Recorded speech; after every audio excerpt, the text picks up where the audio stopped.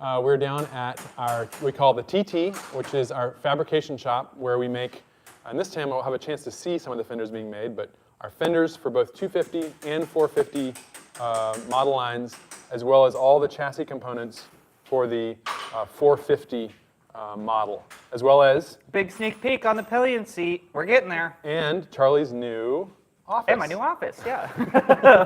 So we'll go ahead and get started. If you have any questions, as always, post them up in the comments. We love digging into new topics, answering questions. If you spot something you don't know what's going on, ask us. Where are you from? Tell us where you're from. You in the comments right now. So let's go ahead and get started in the back. We'll go do a quick tour of the shop, and then the other thing we're going to do today is we're going to, in addition to looking at Charlie's work on the Pillion, we're going to do a little dive into the rear suspension design on the 450. So we'll look a little bit at the history, design, and why we chose it. So let's get started. Let's go. Curtis from Kansas City. Nice. Hold on one second. All right. We'll keep posting them up. Pensacola, Jeff, number 850. All right. So here we are in the storage area of TT, as we call it. This is where we store a variety of different parts, including the tube, all the raw material that goes into the 450 chassis components. All of this is a laser cut tube steel, which we will then bend, weld, and it will become parts of the 450 chassis. There are tube laser parts, there are machine parts, and there are sheet metal parts that all go into that. It's lots of different components, and you're seeing them right now in their raw form before they get even formed.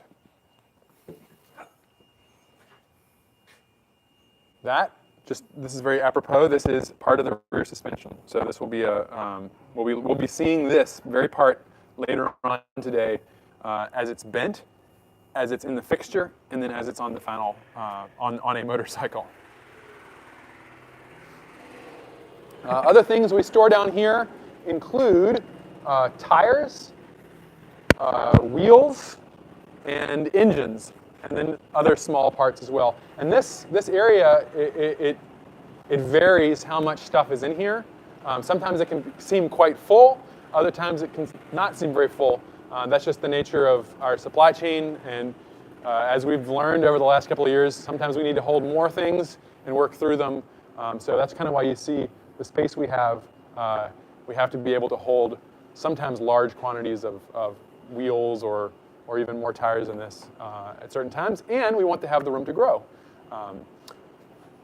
Over on this side, we have some bridge ports. This is where we do some prototyping. Charlie, you can talk a little bit about how you're using the mill. We've talked about it a little before, but these are basically a prototyping tool. We use them for production for some stuff, but it's almost entirely prototyping. So some things this week, our machinist couldn't get to machining some brake plates, so I did a couple just to keep up with production, but we're using it all the time for fixtures and jigs and any kind of tooling stuff we do. We also do use this for one part on the main That's right. So we'll point it out when we go past, but the bungs where your seat mounts on the 450, those are drilled out on this mill. So it's one of those guys, Dennis or Jay, drilling a hole every time, 4 of them per frame. Ready to go back in? Yeah. All right, so we'll head back in to the actual fabrication area. Once that tube is ready, we pull the tube, we're making, let's say, today we're talking about the rear suspension, so let's talk about that. Once the actual raw components are pulled off the shelf back there, they're going to go onto the bender here. There's that tube we were just looking at. Yeah, that very tube we were just talking about with that hole. Here it is, straight off of the bender. There have been 2 processes done on this. It's been bent, and then it's been fish meth. We have a little piece of tooling that does this fish meth thing, we call it, basically smushing this tube so that it'll properly engage with the dropout, which Charlie is handily. So this one will actually go in like this. So you can kind of imagine the upper part will be right here. Your rear axle slides in this slot here, and it's adjustable there. And then this hole, which is laser cut into the tube from the get-go, will be where your rear brake, the rear brakes stop. Let's go. Dennis is putting one together right now. Should we go look at it? Let's go look at it, yeah. I'll give you this. I'll put this back. So right now what you're seeing Dennis doing is this has come out of the, this is the tooling for the rear, what we call the transom, but it's the rear swing arm essentially. And Dennis does as much welding as he can in this fixture. And so the fixture, just really briefly, is a device that holds all these bits. So that part, just like, let's talk about the same part. This part will go in here. It holds it, other way around. It holds it right where it needs to go and allows him then to weld it together in the correct orientation. Everything is where it needs to be. He'll get as much as he can welded in here, but you can't get every single bit welded. And so there's a specific sequence that we use so that things don't deform or bend or get out of where they need to be, alignment. And then he'll finish welding it just right, how would you say this? Out of the jig. So that's what he's doing right now, adding the final welds on this. There's still quite a bit of welding to do on it. But the next step after this is that it will be stacked up waiting for an inspection the next morning. The inspection, which currently I do, we basically clean up all the welds, wire wheel them. We take measurements of critical points that we know are where we're looking for. And if it passes all those, we inspect all the welds. We want to make sure that the welds are where they need to be. There are no pinholes, that we clean up any spatter, which is the kind of weld debris that can end up around the weld. We clean all that up. We take those measurements. We make sure that everything is true. And then it goes out on a pallet ready for pickup on the milk run, which is basically our little black van that goes around the county, taking it to the next step, which would be sandblast, and then it'll go from sandblast to powder coat. And then it comes back from powder coat to our assembly shop, and that's where brass bushings are installed.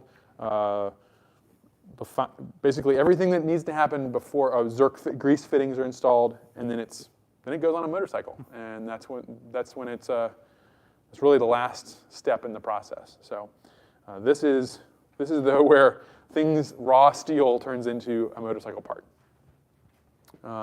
So real quick here, I think I will go ahead and we'll talk a little bit about we'll maybe answer some questions.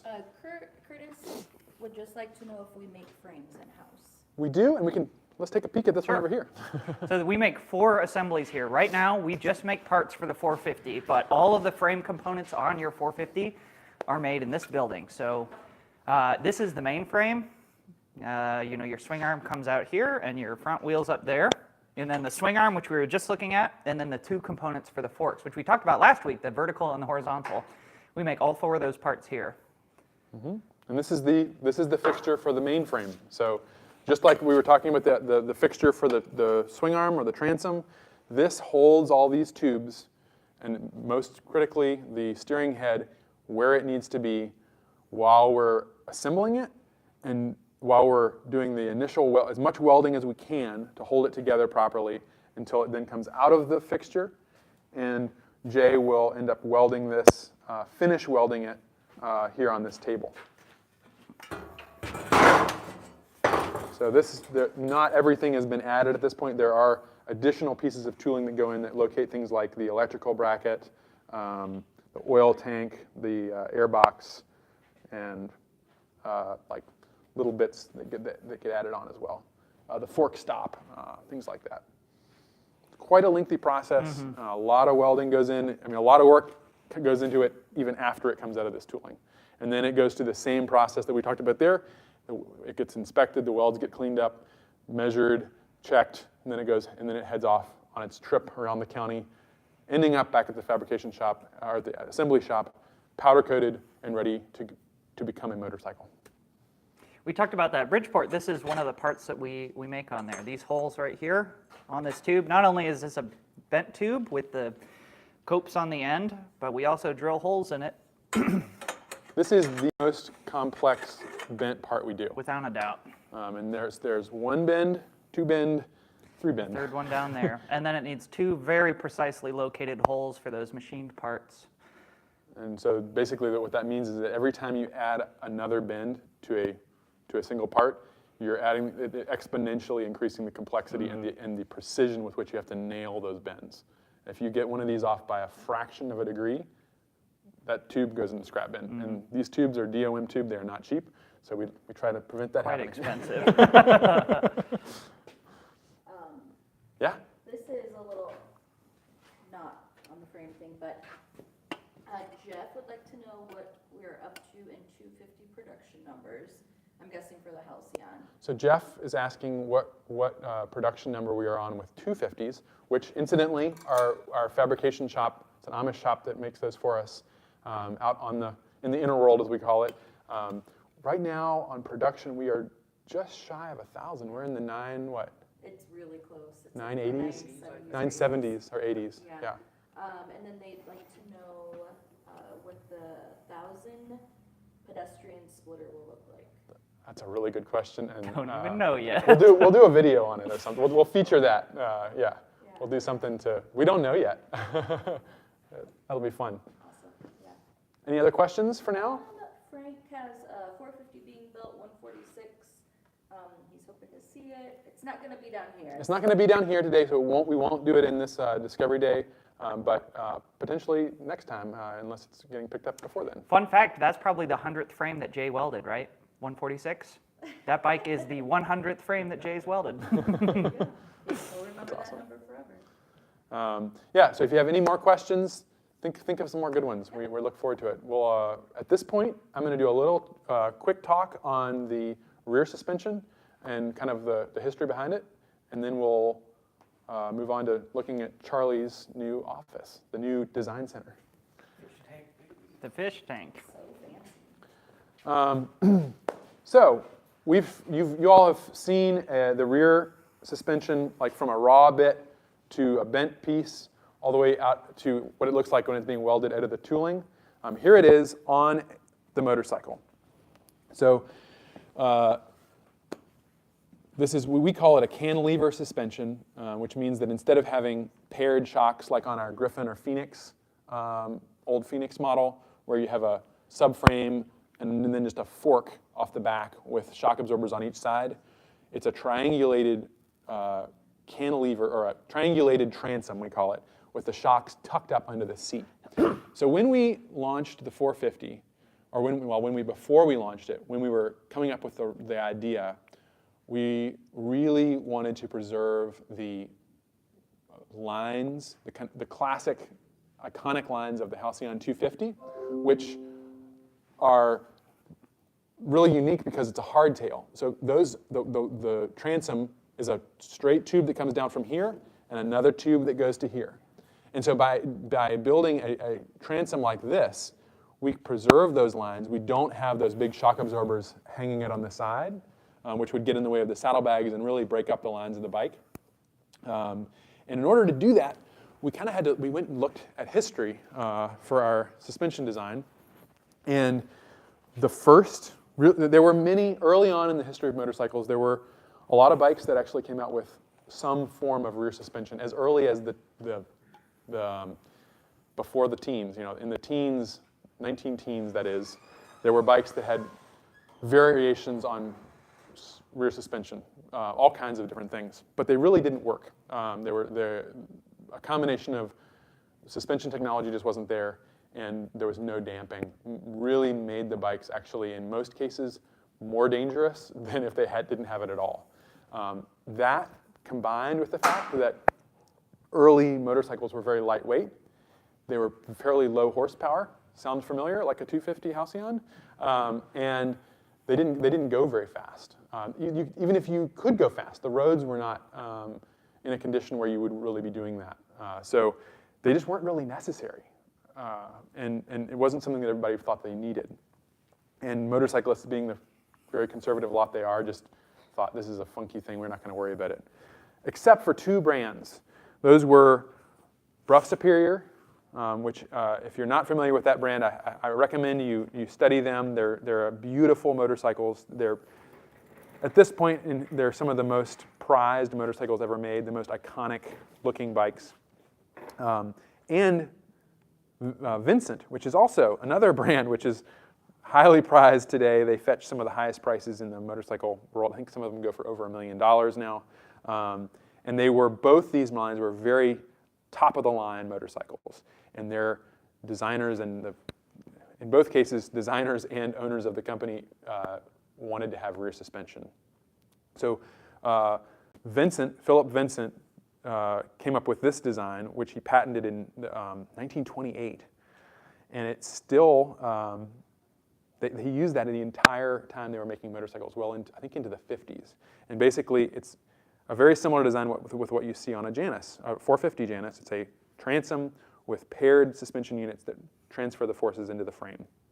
On Bruff Superior, on the other hand, they used a kind of a variation on that made it easier for them to use a traditional motorcycle frame. And these really were not the greatest suspension. But they did provide suspension. Next up in the history of motorcycles, we moved to what's called a plunger type suspension, and that was popular for many years, leading up especially to World War II. And it wasn't until, this is actually a Norton Garden Gate, it wasn't until Norton launched their Manx, their featherbed frame, that the twin paired rear suspension became the most popular design on production motorcycles around the world. There were, of course, designs before that used it.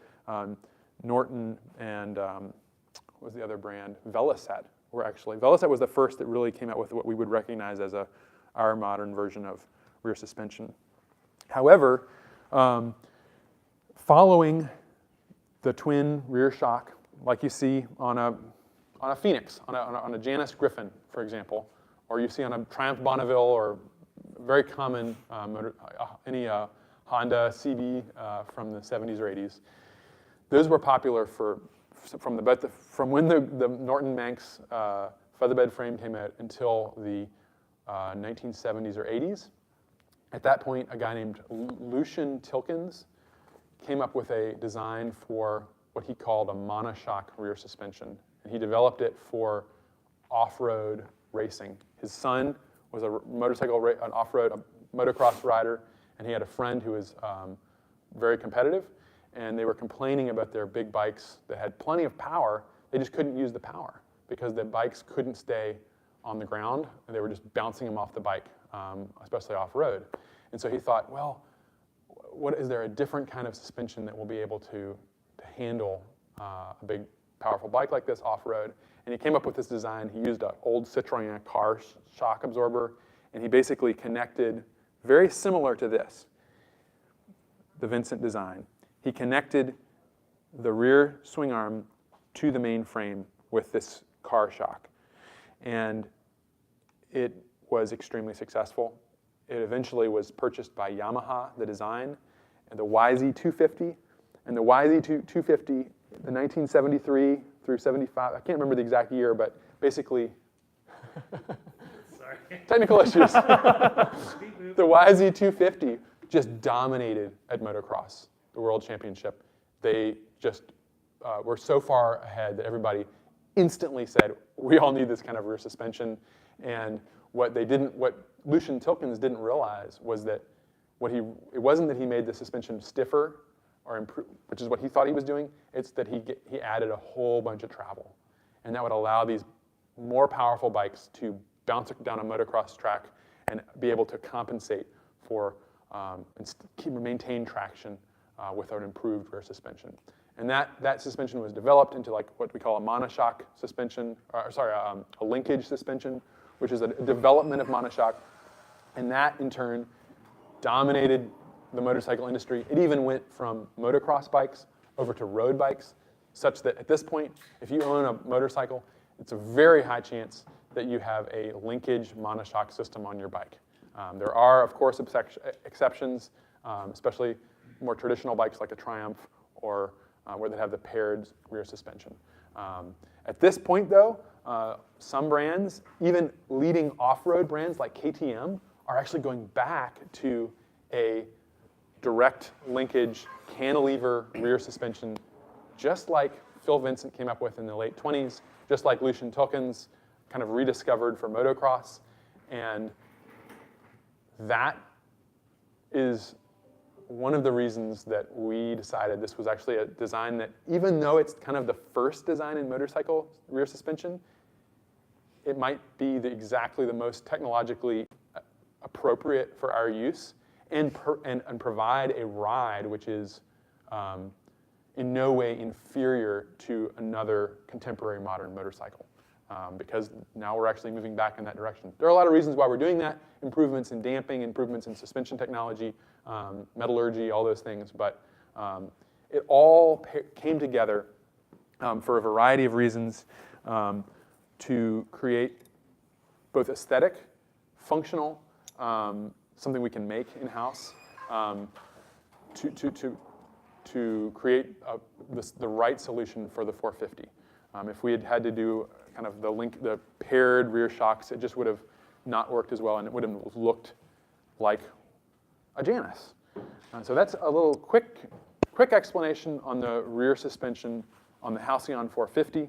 You've been able to see raw components all the way through to a finished welded transom and a complete motorcycle here. We have a two-part blog post on the full, that's kind of what I'm doing, is an abbreviated version of that, the full history and rationale behind our choice of the cantilever rear suspension. And I would really encourage you, just look up Janus Motorcycles rear suspension. It'll pop up our blog post on it. And that's the story. Other updates. Oh, do you have any questions on the rear suspension? No, I think we're good. Just Great. a lot of thanks. Awesome, awesome. Before we go check out Charlie's office, let's take a look at the Pillion seat, or the Pillion seat and luggage rack for the 450. This is, well, I'll let Charlie take over, Sure. But you can see the finished product here. We'll also look at some of the tooling. So if you haven't seen them yet, this is what the final result. This is a prototype, so it's not exactly the same as they will be when you buy them, but this is generally what they look like.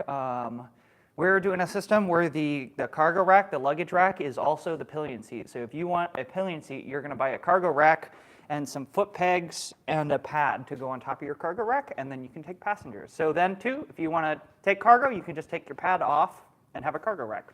And what you're seeing here is a prototype seat. This is not what the finishes look. Yes. And these are prototype pegs. This is not what the foot pegs will look like. Quick note, your bike, if you have a 450, or if you have one on order, or if you're considering ordering one, comes with the mount for the passenger pegs. So that all you need, if you want the pillion seat, which we will not have ready quite yet, the actual seat part, it will come with the pegs, and that's all you need.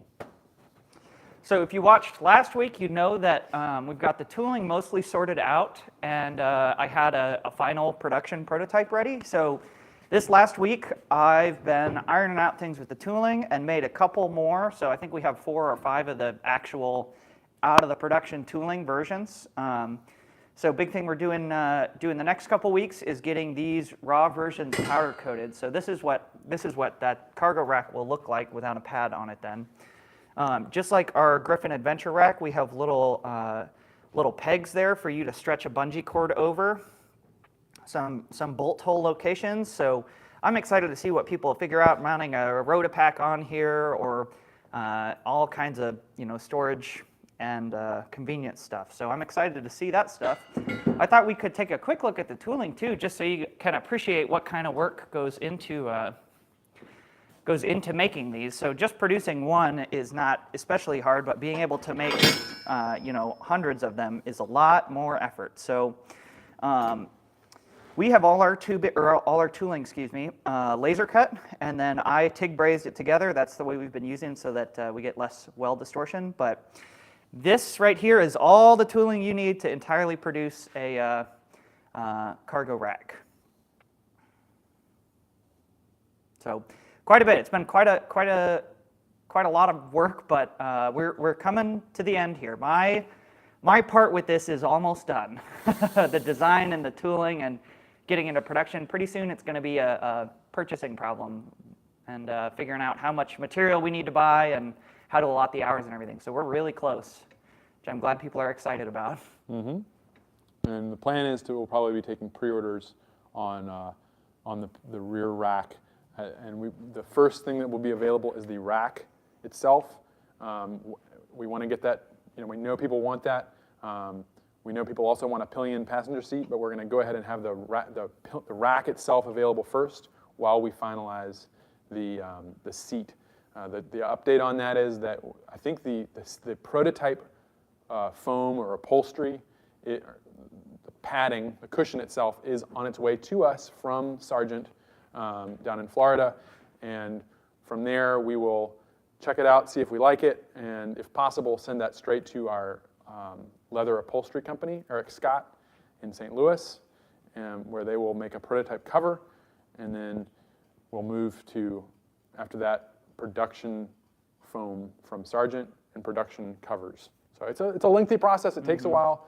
As you can see, it's not just coming up with a design. It's coming up with a design and then going through many iterations of it, and then it's developing the production tooling and all that. That process is really more work than even the design. Oh, certainly, yeah. It's twice as much work to get it into production as it is to design it. Yep. And our goal with that is so that it's going to be something that's going to be as usable for as many people as possible, for as many different situations as possible, and as trying to kind of future-proof it. For example, with all the attachment points and stuff like that, so that it'll be as versatile as we can make it. Richard, are we planning on any highway bars for the 450? We are. Charlie's made a couple of prototype sets. We want to finalize the design, but yes, we absolutely are. Bear with us. It's a small team, and you just saw how long it takes to make one product, so we're working on it. But we do look forward to having that. It'll be nice to have some protection on the engine. If you go back through our Facebook page and look at the Milwaukee bike we did, it has highway bars on it that were prototype set, if you're curious. Real quick, we'll take a quick peek maybe at the Polmax and our Fenders. With Brent. Brent's here today. They start off as simple as, well, this isn't even how they start, a piece of sheet steel. It's a specific grade of steel that we use that works best with our process. At this point, we are now at a point where these are actually laser cut, so Brent is not needing to cut them out. They're laser cut. He then hand forms them on that stump with that hammer over there and puts this little rough shaping into it. And then there's a number of different processes that we use on this machine, which is called a Polmax. It's made in Sweden. This unit, the cheapest one we could find, which was a great deal, was actually from the city where they were made. This one was made, I think, in the 60s, and been restored by a company over there in Sweden. So we actually imported this machine just for this purpose. It's here to make fenders for Janus motorcycles. There's a number of different processes that the machine goes through to create the fender. Everything from forming the rough shape of the fender to adding the what is it called? The bead around the edge of the fender that also is part of the structure, but also an aesthetic part of the bike. So this machine, along with the planishing hammer over here, this awesome tool, these two tools are what Brent uses to make every single fender for every single Janus motorcycle. And when they come out of this tooling, they're essentially ready for powder coat. That's how beautiful and well finished they are when he's done with them. So we're really proud of that. This and the chassis parts are what we do down here at the fabrication shop. Charlie, you ready to show your new Centro Stile? Yeah, sure. So one of the other things I was working on this week was getting a space set up slightly away from the fab shop so I can have a quiet space to work and get some things done. So welcome. This is a modular office for a warehouse kind of that we got for the right price. It's been nicknamed the fish tank because of these giant windows. Very cool.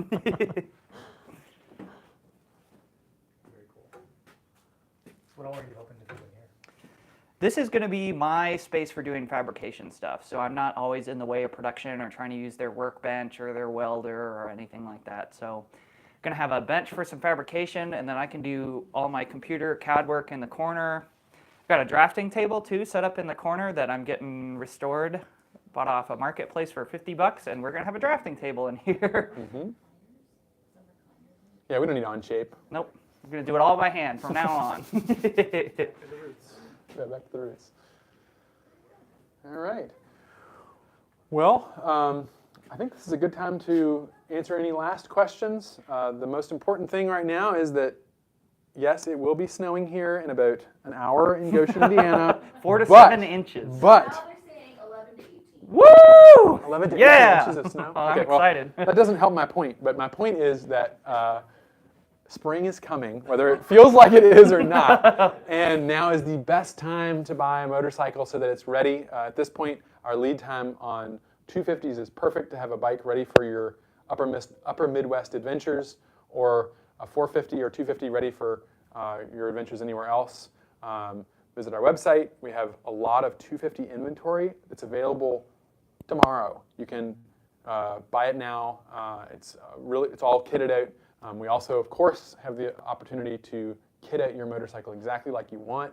We have an online configurator so you can visualize what your bike looks like with the pinstripe you want, and the color you want, and what color leather. So please check that out. Get ready for spring. Schedule a service visit if you already have a 250 or a 450 in the area, or you're close by. We're doing service on those for spring. And do we have any last questions? Is there any possibility of changing the exhaust for something maybe louder or with a different tone?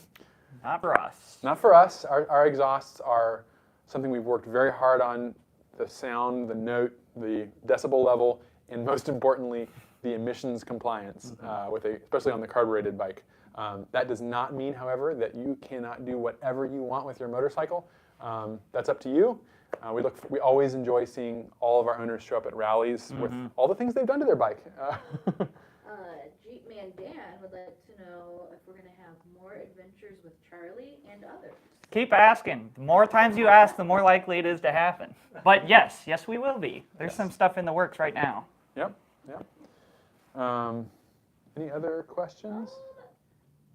Jeff loves the repurpose of machinery that adds to the authenticity of our motorcycles. When you're talking about the Pull Max, Yeah. he's saying that. I think we're good. Last thing I'll say is if you have any suggestions on what you'd like to see in future virtual discovery days, we're really trying to mix these up a little bit. As you can tell if you've been to any in the past, we want to try and make it something that you can come back to, even if you just hop in for a couple of minutes once every 2 weeks. So let us know what you want to see, and we will do our best to make it happen. Sidecar? Somebody asked about a sidecar. Oh, sidecar. We currently do not make sidecars. However, there's a great company called Texas Sidecars that is in the early stages of working with us on supplying them for the 450 starting with. There's also some owners have managed to find sidecars for their 250s as well. So, yeah, we don't do it right now. All right. Thank you so much for joining us, and we'll catch you in 2 weeks. Bye, everybody. Right.